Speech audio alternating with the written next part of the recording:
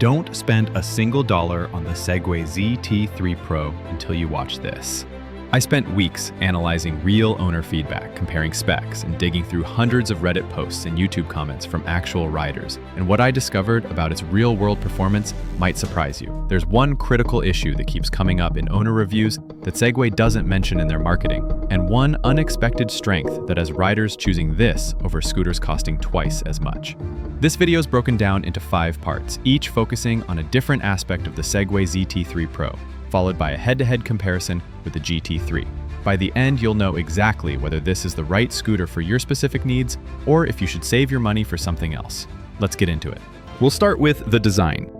The Segway ZT3 Pro is thick, solid, and feels like a serious machine, not some rental knockoff. The frame is sturdy, the welds are clean, and nothing rattles when you hit a bump.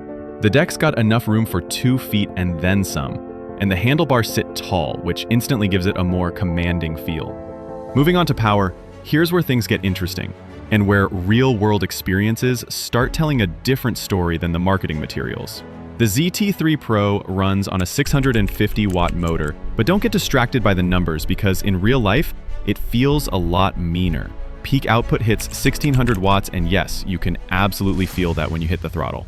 It pulls hard off the line, enough to surprise you if you're not ready, and it doesn't tap out on hills like most mid-range scooters do. You're getting a real 25 kilometers per hour out of it. And if you live somewhere with serious inclines, it eats 25% grade climbs for breakfast. But wait until you hear what the data shows about the battery life claims. This is where things get really interesting. Battery-wise, Segway claims a max of 43 miles per charge. And sure, if you weigh 120 pounds, ride in eco mode, and avoid hills like the plague, maybe you'll see that. But here's what the real-world data shows. With a mix of sport mode, some stop-start traffic, and a normal-sized human, expect somewhere around 30 to 35 miles. Still very solid, especially with that fast 3.9 amp charger that tops it up in about 4 hours. You're not tethered to the wall all day. Charge it during lunch and you're good to go again. Now you might be wondering how this stacks up against the GT3 in real-world use. But before we get to that comparison, there's something about the suspension that you need to know. Suspension is another one of those things companies love to brag about but rarely get right. Thankfully, the ZT3 Pro doesn't just bolt on some springs and call it a day.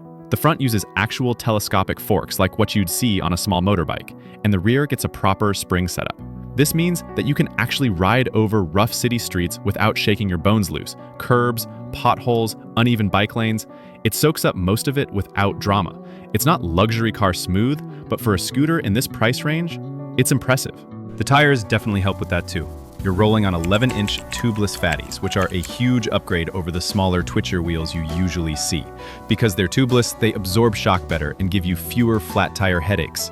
Grip is solid, even in wet conditions, and the handling feels confident, not squirrely. You can lean into corners a bit without feeling like you're pushing your luck.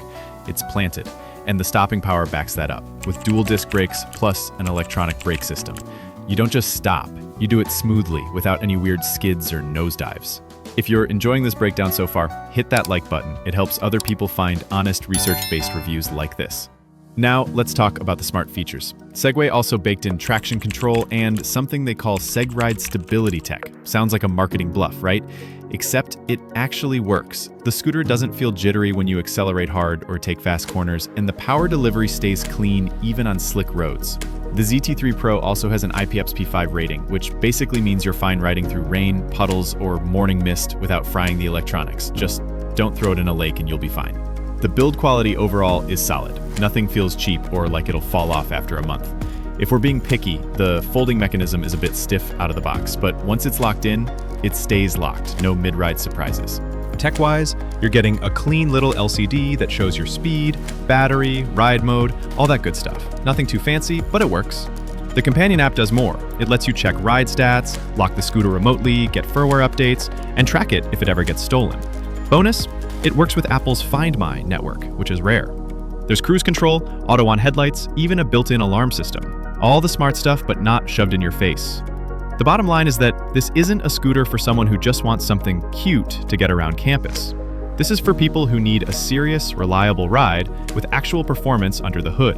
If you've tried cheaper models and been burned, or if you're just sick of scooters that promise the moon and deliver a paper cut, this is the one that might finally get it right. Now, Let's put the ZT3 Pro head-to-head with the GT3 Pro and see if it really holds up. The ZT3 Pro runs on a 650-watt motor with a 1600-watt peak capacity. But the GT3 steps it up with a 2400-watt peak motor. Both top out at 25 kilometers per hour, but the GT3 gets there faster, climbs steeper hills easier, and just feels stronger under pressure. Here's where that critical issue comes into play, and it's something that could be a deal breaker depending on your specific needs. Suspension is another key difference. The ZT3 Pro uses telescopic front and single rear shocks, which is good enough for city bumps and rough patches. The GT3 Pro, though, goes full comfort mode with hydraulic front suspension and a rear trailing arm setup. You feel the upgrade immediately, especially if you're riding longer distances or on rougher terrain. Tires are another area where the GT3 subtly shows off. Both roll on 11-inch tubeless tires, but only the GT3 features a self-sealing tech.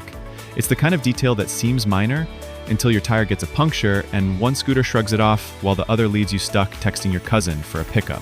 Now here's that battery reality check I promised, and this is where the data really matters. Segway claims the ZT3 Pro can deliver about 70 kilometers, but that's just for eco mode, and under perfect conditions. Realistically, expect around 50 kilometers. The GT3, on the other hand, has a range of 75 kilometers. The difference might not be much, but it's still something to consider. The GT3 comes ahead with better range, which is not surprising considering it's hauling a chunkier 899 watt-hour pack. This is nearly 50% more than the ZT3 Pro's 597 watt-hours. This means the GT3 handles longer commutes or demanding rides without range anxiety, while the ZT3 Pro might start showing limits earlier if you're riding hard. Moving on to their weights. The ZT3 Pro clocks in at 29 kilograms. Not exactly feather light, but way lighter than the GT3's 39.5 kilogram. You should definitely consider this if you're worried about portability. Finally, where does that price tag land you? The ZT3 Pro is priced more reasonably at around $999 retail. The GT3, though, is a different case, and to be fair, it delivers on most of what you're paying for. Better suspension, stronger acceleration, longer range, and more comfort, but that still doesn't mean it's automatically the smarter buy. It retails for about $1,699. So here's the bottom line. If you're the kind of rider who's clocking daily commutes, weaving through city streets, but you're not exactly hunting for the absolute top-tier specs, the ZT3 Pro might just be your new best friend. It's got enough power to handle hills and rough patches without breaking a sweat. This scooter isn't trying to be the flashiest on the block. It's about solid, dependable performance that gets you where you need to go without drama. Value-focused buyers will also appreciate that Segway managed to squeeze in flagship features, like a decent suspension system, good battery life, and smart app integration without charging flagship prices. If you want a scooter that's got the essentials down, looks decent, and won't make your wallet cry, the ZT3 Pro ticks those boxes. Here are the 3 key factors that should drive your decision. First, your daily range needs. If you're consistently pushing beyond 30 miles, the GT3's extra battery capacity becomes crucial. Second, your terrain. If you're dealing with steep hills daily, the GT3's extra power makes a real difference. Third, your portability needs. If you're carrying this upstairs or onto public transport regularly, the ZT3's 10 kilogram weight advantage matters. If you're after a capable, no-nonsense scooter that won't pretend to be a supersport, the ZT3 Pro is definitely worth considering. But if raw power, hydraulic suspension, or a monster battery are must-haves on your list, the GT3 or other premium scooters might be calling your name louder. What's your biggest priority in a scooter? Range, power, or value? Drop a comment below and let me know which of these factors matters most for your specific commute. I read every comment, and I'm genuinely curious to see which side you're on.